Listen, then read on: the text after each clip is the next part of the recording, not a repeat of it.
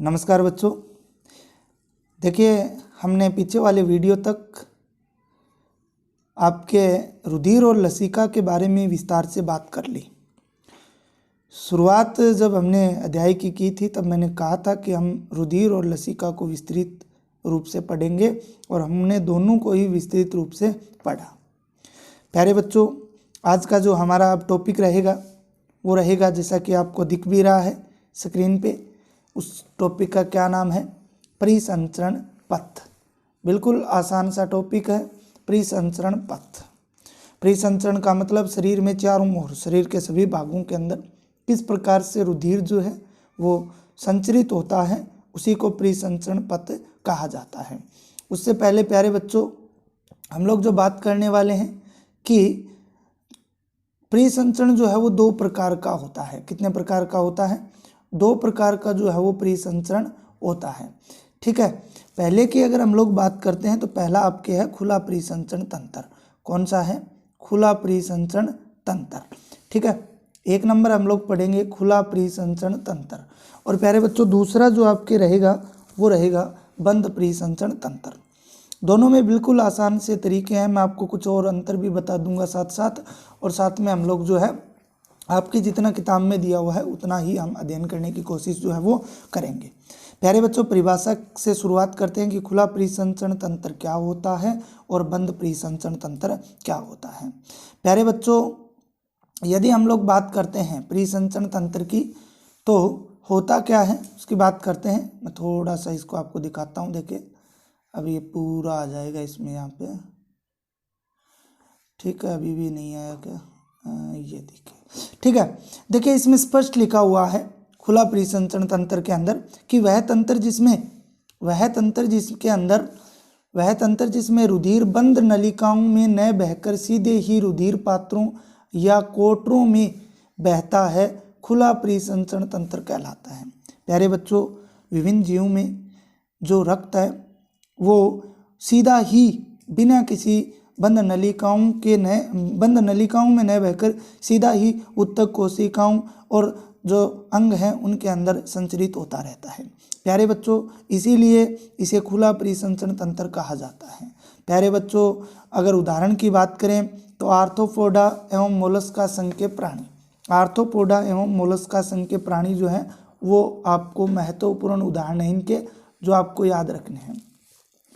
प्यारे बच्चों, यहाँ पे पर्सन की अगर हम लोग बात करते हैं कि पर्सन किस प्रकार का आता है, तो पर्सन की अगर बात करते हैं तो आपसे सीधा पूछेगा कि खुला परिसंचरण तंत्र जो है उसके उदाहरण बताइए, या एवं के अंदर आपको कोई चार नाम दे देगा, उसमें से खुला परिसंचरण तंत्र किस में पाया जाता है तो वो आपको खास तौर पे ध्यान में रखना है, जो किस में पाया जाता है।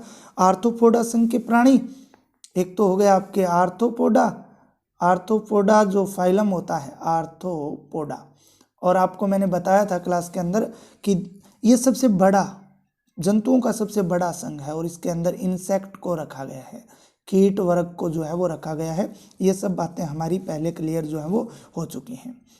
इसके अलावा मोलस्का का भी मैंने आपको अर्थ बताया था। कोमल प्राणियों को क्या कहा जाता है? मोलस्का। लेकिन उनके शरीर के चारों ओर एक कैल्शियम कार्बोनेट का बना हुआ आवरण पाया जाता है जो उनकी सुरक्षा करता है। तो आर्थ्रोपोडा और मोलस्का में यदि सर्कुलेटरी सिस्टम की बात करें तो वो ओपन सर्कुलेटरी सिस्टम पाया जाता है।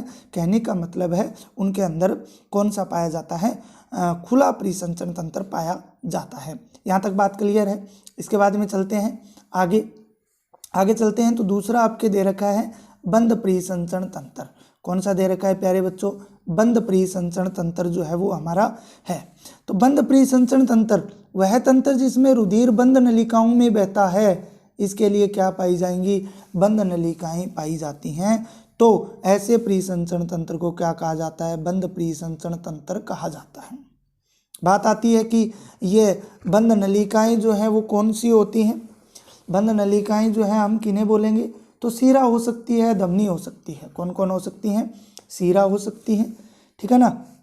एक तो सीरा हो सकती है, एक धमनी हो सकती है, जो शुद्ध रक्त को हृदय तक ले जाने का काम करती हैं। हम आगे इनको विस्तार से पढ़ेंगे।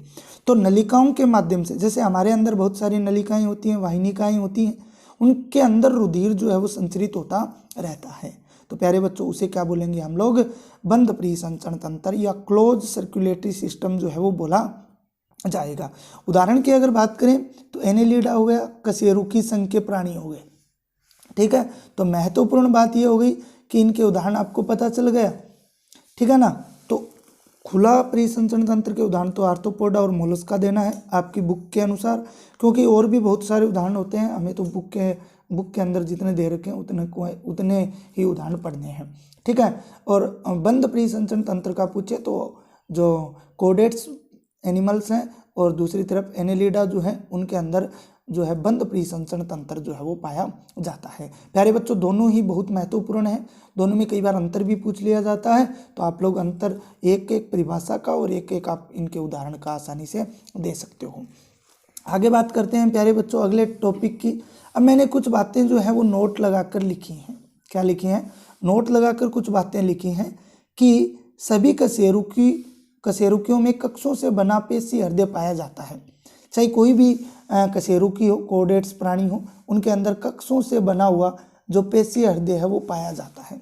कक्षों से बना हुआ क्या पाया जाता है? पेशी हृदय जो है वो पाया जाता है। प्यारे बच्चों इन कक्षकों की संख्या अलग अलग प्राणियों में अलग अलग होती है। अलग अलग प्राणियों के अंदर क्या होती है, उनकी जातियों में क्या होती हैं, अलग अलग होती हैं। प्यारे बच्चों इसी के आधार पे कुछ बहुत ही महत्वपूर्ण उदाहरण दिए हुए हैं जिनकी बात करते हुए हम आगे चलेंगे। जैसे एक नंबर पॉइंट के अंदर मैंने लिखा है मछलियों में द्विकक्षीय हृदय पाया जाता है। मछलियों में द्विकक्षीय हृदय पाया जाता है। देखिए मछलियों में जो हृदय होता है उसमें दो ही कक्षक होते हैं, एक होता है अलिंद और एक होता है नील्य। एक कौन सा होता है? अलिंद होता है और एक कौन सा होता है? नील्य होता है। ठीक है, इसके बाद में हम लोग अगर बात करें सरीसृपों एवं उभयचरों में 3 कोष्ठीय हृदय पाया जाता है। सरीसृप और उभयचरों में कितना पाया जाता है? 3 कोष्ठीय हृदय पाया जाता है, जिसमें यदि हम लोग बात करते हैं तो 2 अलिंद होते हैं और एक क्या होता है? नील्य होता है। एक क्या होता है? नील्य होता है। लेकिन ध्यान रखना उभयचर में एक अपवाद है, कौन? मगरमच्छ। एक्सेप्शन कौन है? मगरमच्छ। मगरमच्छ में चतुष्कोष्ठीय हृदय पाया जाता है, 4 कोष्ठक वाला हृदय पाया जाता है, जिसमें 2 अलिंद और 2 नील्य होते हैं। जैसे हम लोग हैं स्तनधारी होते हैं, उनकी तरह ही इसमें मगरमच्छ के अंदर चतुष्कोष्ठीय हृदय पाया जाता है। अगले पॉइंट पे चलते हैं। पक्षियों एवं स्तनधारियों में हृदय 4 कक्ष वाला होता है। हृदय कितने कक्ष वाला होता है? 4 कक्ष वाला होता है। कितने कक्ष वाला होता है? 4 कक्ष वाला। प्यारे बच्चों 4 कक्षों की बात करते हैं तो उसमें 2 नील्य होते हैं और 2 अलिंद होते हैं। 2 क्या होते हैं? नील्य होते हैं और 2 क्या होते हैं? अलिंद होते हैं। तो प्यारे बच्चों हमने जो बात की है अभी मैं रिपीट कर देता हूँ। मछलियों के अंदर द्विकोष्ठीय हृदय जिसमें 1 नील्य 1 अलिंद। उभयचर और यदि सरीसृप रेप्टेलिया के अंदर हम लोग बात करें तो 2 अलिंद 1 नील्य त्रिकोष्ठीय हो गया। और पक्षी और जो स्तनधारी हैं उनके अंदर अगर हम लोग बात करते हैं तो उनमें चतुष्कोष्ठीय और एक उभयचर का अपवाद भी है मगरमच्छ, उसके अंदर भी क्या है? चतुष्कोष्ठीय हृदय पाया जाता है, जिसमें 2 अलिंद और 2 नील्य होते हैं। कई बार हमारी ऑफलाइन क्लास में भी बातें हुई हैं कि 2 कक्ष कौन से होते हैं, नील्य के कौन से होते हैं, अलिंद के कौन से होते हैं, मैंने आपको बनाकर बताए हैं। ठीक है, तो प्यारे बच्चों मैं समझूंगा कि यहाँ तक हमारी बात जो है वो क्लियर हो गई। 3 बातें और करेंगे महत्वपूर्ण। जो परिसंचरण है शरीर के अंदर, परिसंचरण जो है उसका रक्त जो है उसके अंदर जाने के अकॉर्डिंग जो है 3 भाग होते हैं। एक तो एकल परिसंचरण होता है, एक होता है अपूर्ण दोहरा परिसंचरण होता है, एक दोहरा परिसंचरण होता है। तो इस प्रकार से 3 परिसंचरण हम लोग 3 परिसंचरण की परिभाषा पढ़ेंगे और इनसे प्रश्न जो है वो कंपटीशन एग्जाम के अंदर बहुत बार पूछा जाता है। तो प्यारे बच्चों देखो स्टार्ट करते हैं, तीनों की हम लोग बात करेंगे। तीनों को हम लोग स्टार्ट करते हैं कि तीनों किस प्रकार के होते हैं। पहला आपके दिया हुआ है एकल परिसंचरण। पहला कौन सा है? एकल परिसंचरण। ठीक है, ये मछलियों में पाया जाता है। सबसे पहली बात यही महत्वपूर्ण यही है, एकल परिसंचरण किस में पाया जाता है? मछलियों के अंदर जो है वो पाया जाता है। और इसमें होता क्या है? मछलियों में जो हृदय होता है, ठीक है, वो मैंने आपको बता दिया द्विकोष्ठीय होता है। कैसा होता है?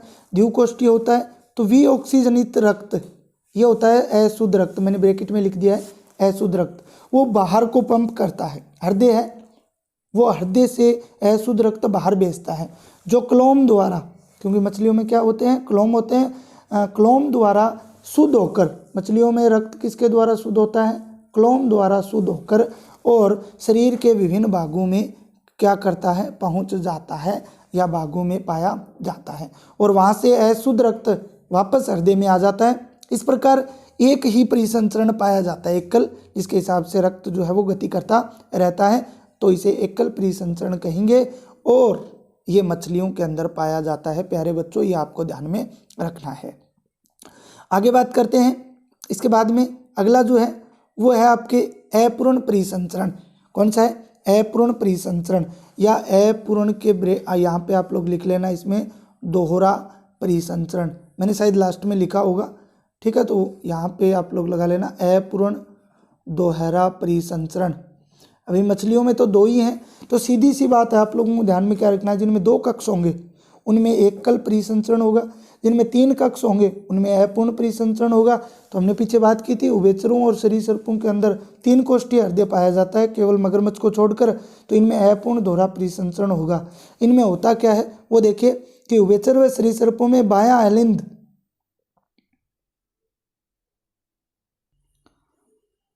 क्लोम फेफड़ों त्वचा से शुद्ध रक्त प्राप्त करता है, ठीक है, तथा दाहिना अलिंद, भाई बायां अलिंद तो इनसे शुद्ध रक्त प्राप्त कर लेता है, तथा दाहिना अलिंद शरीर के दूसरे भागों से अशुद्ध रक्त प्राप्त करता है। ध्यान देना, मैंने आपको उभयचर और सरीसृप के अंदर बताया था 3 कोष्ठ होते हैं, 3 कक्षक होते हैं, 2 अलिंद और 1 क्या होता है, निल्य होता है। तो बायां अलिंद तो क्लोम फेफड़ों त्वचा से शुद्ध रक्त लेता है और दायां अलिंद शरीर के दूसरे भागों से, देखो शुद्ध रक्त जो है वो इन भागों से लेगा, शुद्ध रक्त जो है वो इन भागों से ले लेगा।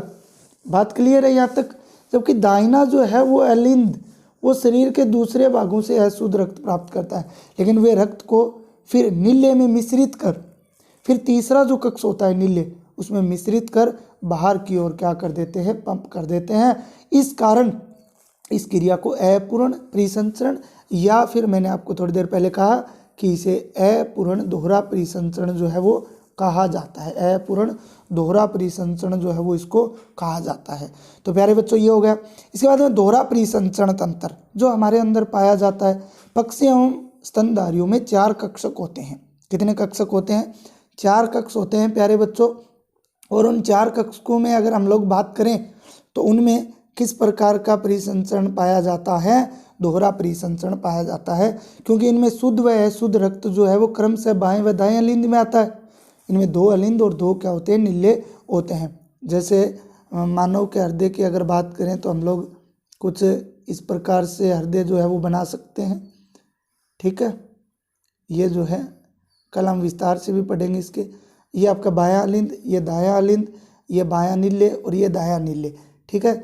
ये इस प्रकार से जो है नलिकाएं जो हैं वो लगी हुई रहती हैं।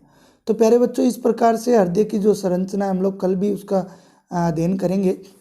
तो कहने का मतलब है पक्षियों एवं स्तनधारियों में शुद्ध एवं अशुद्ध रक्त क्रम से बाएं एवं दाएं अलिंद में आता है, जहाँ से उसी क्रम में वो बाएं दाएं निल्यों में जाता है। भाई शुद्ध अशुद्ध जो है वो बाएं दाएं निल्यों में जाता है और निल्य बिना रक्त को मिलाए इन्हें पंप कर देता है। अर्थात 2 तरह के परिसंचरण पथ प्राणियों में मिलते हैं, एक तो अशुद्ध का और एक शुद्ध का। तो अतः इन प्राणियों को हम लोग क्या बोलेंगे, हम दोहरा परिसंचरण जो है वो बोलेंगे। इसके बाद हम लोग बात करेंगे मानव परिसंचरण तंत्र की, लेकिन उससे पहले प्यारे बच्चों एक बार मैं फिर से रिपीट कर देता हूँ सब बातें, तो आप लोग वो सुन लो कि हमने आज के इस वीडियो के अंदर सबसे पहले खुला परिसंचरण तंत्र पढ़ा, जिसके एग्जाम्पलों की अगर हम लोग बात करें तो मोलस्का और दूसरा आर्थ्रोपोडा मैंने आप लोगों को बताया। इसके बाद में हमने बंद परिसंचरण तंत्र पढ़ा, जिसके उदाहरण एनेलिडा और जो है कशेरुकी बताया। इसके बाद अगर हम लोग बात करें तो हमने अलग अलग जो जीव हैं उनके अंदर किसकी बात की थी, हमने उनके अंदर जो बात की थी कि हृदय कितने कक्ष वाले होते हैं। तो 2 कक्षीय तो मछलियों में, 3 कक्षीय उभयचर और सरीसृपों में जिनमें मगरमच्छ अपवाद था, और 4 कक्षीय या 4 कोष्ठक वाले हृदय जो हैं वो किस में पाए जाते हैं, पक्षी और जो स्तनधारी हैं उनमें पाए जाते हैं, और स्तनधारियों में भी हम लोग आते हैं ममेलिया के अंदर। तो हमारे अंदर भी 4 कोष्ठीय होता है, 2 अलिंद और 2 नीले, ठीक है। और उसके बाद हमने बात की कि परिसंचरण भी 3 प्रकार से होता है। एक तो एकल परिसंचरण, एक दोहरा परिसंचरण और एक अपूर्ण दोहरा परिसंचरण। एकल परिसंचरण जो है वो मछलियों में, अपूर्ण दोहरा परिसंचरण जो है वो उभयचर और सरीसृपों में, और दोहरा परिसंचरण जो है वो किस में पाया जाता है, पक्षियों और स्तनधारियों में पाया जाता है। प्यारे बच्चों, मेरे द्वारा बताई गई आज की जानकारी आपको आशा करता हूँ बिल्कुल अच्छी तरह से समझ में आई होंगी। कल का जो हमारा पार्ट रहेगा वो मानव परिसंचरण तंत्र का रहेगा, जिसमें हम हृदय की संरचना को विस्तार से समझेंगे, डायग्राम सहित, बिल्कुल डिजिटल रूप से डायग्राम सहित हम लोग इसको समझने वाले हैं। तो प्यारे बच्चों, आप लोग पढ़ते रहिए, मस्त रहिए, व्यस्त रहिए। धन्यवाद।